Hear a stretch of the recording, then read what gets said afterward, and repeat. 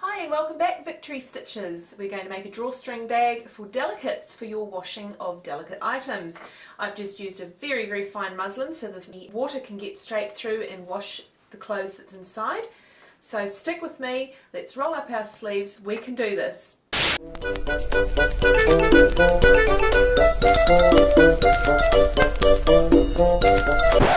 I've got a very fine cotton muslin here. There is actually no right or wrong side, so you don't have to be too panicky about which way around to do it. That's just my iron, don't worry about that. I have cut these both 12 inches wide by 13.5 inches long, and I'm going to start by just doing the side seams only. I'm not going to worry about the bottom yet. Side seams, 1/4 of an inch in like we did last week on each side, and then we're going to flip that around and press them nice and flat. Alright, my fabric's lined up in the machine, sitting at the 1/4 inch mark.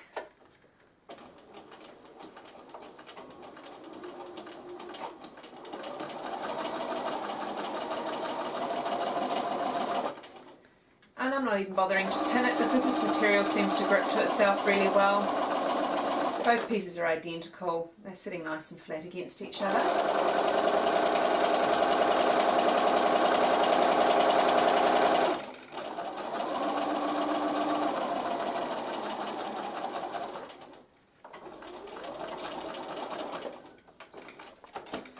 I'll trim that off, and I'm also going to do the other side exactly the same.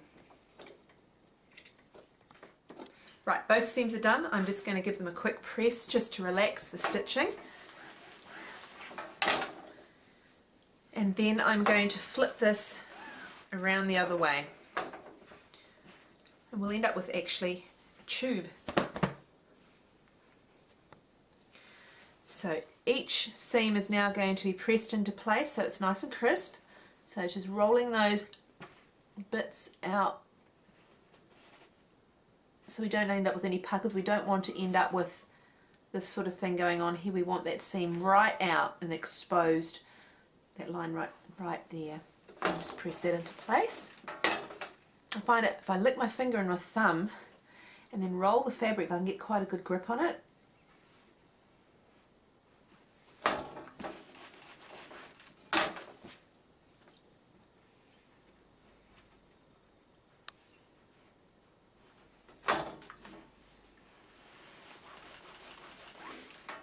I'm just going to do the same for the other one and then head back to the sewing machine. Right, I've got those seams nice and crisply pressed. I've lined up my fabric now against the 3/8 of an inch mark, and I'm going to do the stitching from top to bottom again. And because this fabric is so thin, I can actually see where I've got my first seam allowance. If you wanted, you could even trim it down a little bit further, but it's not really necessary because we're going to stitch just past that so we capture all of it inside. But yeah, I can see everything really clearly, so I know if I've made a mistake. If I've sewn anything too narrow or too wide, I can tell straight away. And I can see really clearly here that my needle is a couple of millimeters to the left of where the original edge of the fabric went.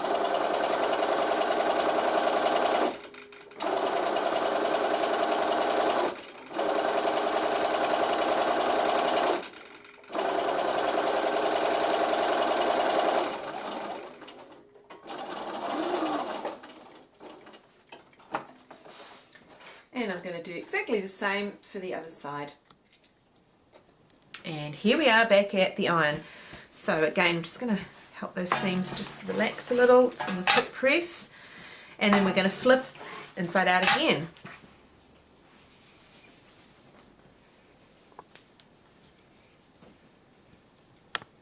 So now we've got right side facing, wrong side inside, a bit like when we started. So if you want, you can press these seams flat, a bit like we did in the first instance.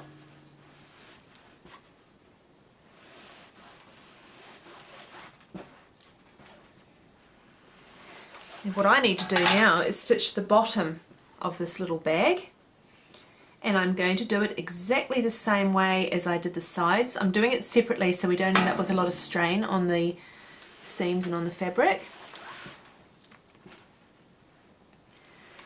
So now remember, because I've got my right side facing, my wrong sides together, I can actually start. So I'm going to do a 1/4 inch seam, turn it around the other way, a 3/8 inch seam, turn it back, and we should have our bag almost complete.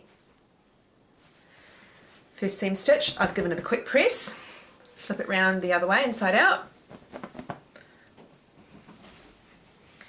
Now, my first French seams, you can see them, the way they sit, they kind of want to go around the corner. So that's just where we've got to be a bit careful. This is why I didn't stitch 3 sides in one go. I'm just going to put my finger down there and make sure that's sitting nicely. Square it off at the end. Same down here.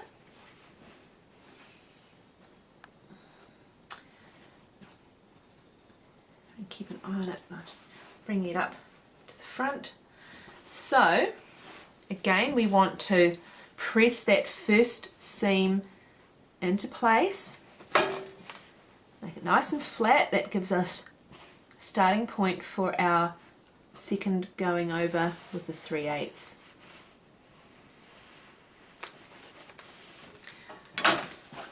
So that's going to line up in the machine. We're going to stitch, and I'm going to be catching the side seams in so everything lays nice and even and not too bulky. So 3/8 inch in, all the way down, catching that other side seam in as well. So I'll see you back at the machine. So I've got my side seam folded neatly, and I'm about to start stitching the 3/8 seam on the bottom of the bag.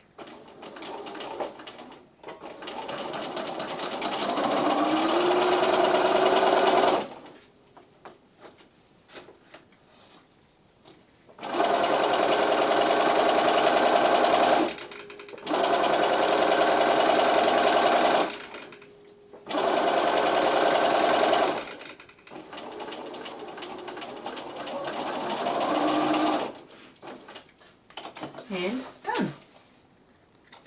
So when we flip this around, we will have a very nicely finished bag.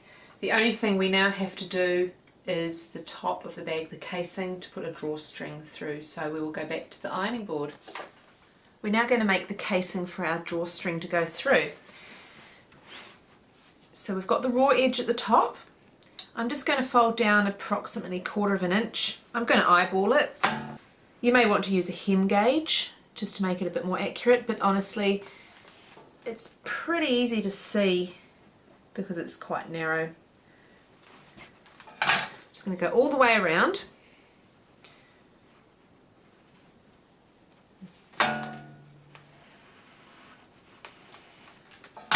Until we end up at our starting point.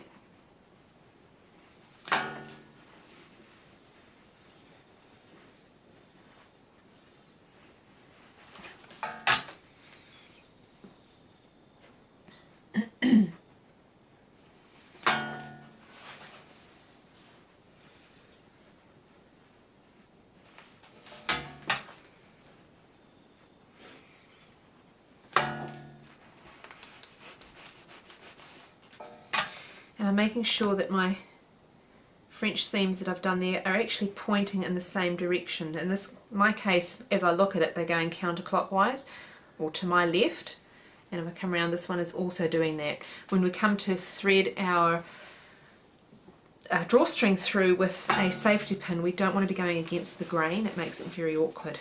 So now I've got up to the beginning where I started pressing that raw edge over, and I'm going to do the same again, and I'm going to go down about maybe 3/4 inch or so. It doesn't have to be very wide, just wide enough to fit your safety pin. I've got a fairly small safety pin, so I'm just going to press down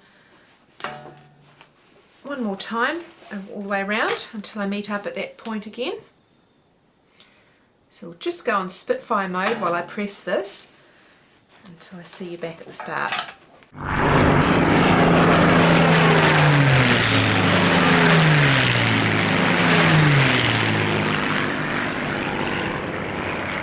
we go.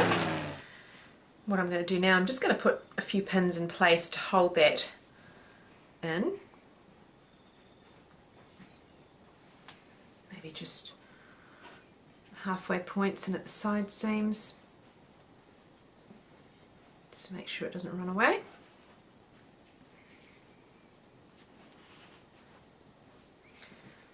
I'm going to take this back to the sewing machine and I'm going to stitch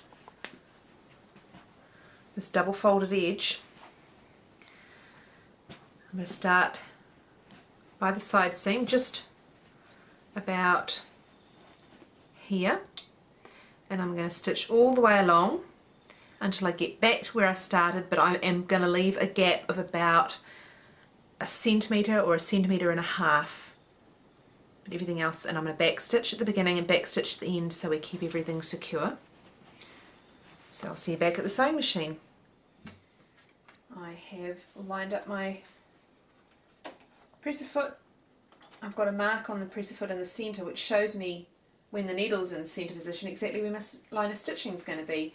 So I'm about 1/8 of an inch maybe just in from the folded edge, just because I do want to make sure I catch everything and don't, if I made this too wide, I would, first of all, I would narrow my channel too much and wouldn't be able to get a safety pin through, but I would also not catch in that raw edge. So I'm just going to start, and I'm going to do a back stitch to secure that.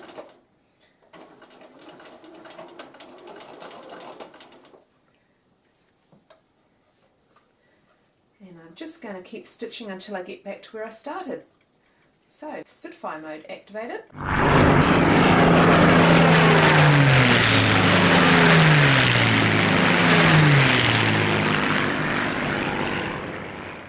Right, I'm just about at the end. I'm going to stitch up to just before that French seam shows. About there, and I'm just going to secure with a back stitch and trim off the ends, and we're almost done. I've got a piece of cording here. It's a silky one, but you could use cotton, a piece of ribbon if you want, and it's a little wider than the width, sorry, a little longer than the folded double than the actual top of the bag. So I am going to attach my safety pin to it just by, not too far to close to the edge, because we don't want to fray, unravel and then lose our safety pin inside. So I'll just secure the safety pin, find my open bit that we left open when we stitched around that casing. I'm just going to insert this, and you can see where I've got that seam pointing that way, so I'm working in that direction with my safety pin. If I tried working in the opposite direction, you've got to be very careful to kind of get around and not get trapped behind that seam, so keep everything running the same direction. So it's just a matter of pushing it through. I do have another video on making a drawstring bag, very similar to this one, but it's the double drawstring. But for the purposes of this little bag, I don't think we need a double drawstring, so let's keep it as simple as we can. And because this fabric's so thin, it's so smooth and it's so easy to bunch up and get through. Before you know it, we're back where we started. And out the opening again. So now I can actually take my safety pin off, put that away for another day.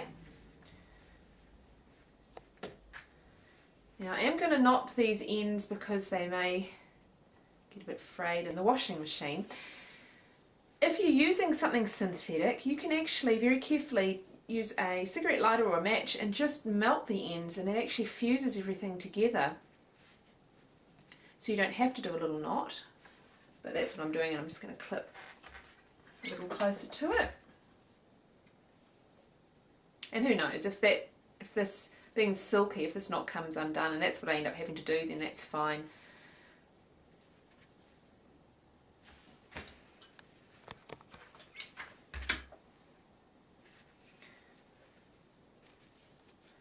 So we have one drawstring bag, easy enough to open. You can pop your delicates in there. because the material is fine and quite an open weave, it lets water in very, very easily, so everything that goes in there will get nice and clean. So pull it tight to secure it, single knot, a little bow. If you want to go extra further, just get those loops together and throw it in your machine, and off you go. Thanks for watching, guys. I really appreciate it, and I'd love it if you left your comments below. That would be awesome. And don't forget to give us a thumbs up if you enjoyed this video. And if you have any other questions, please post them in the comments below also. And don't forget to subscribe, and I'll see you next week.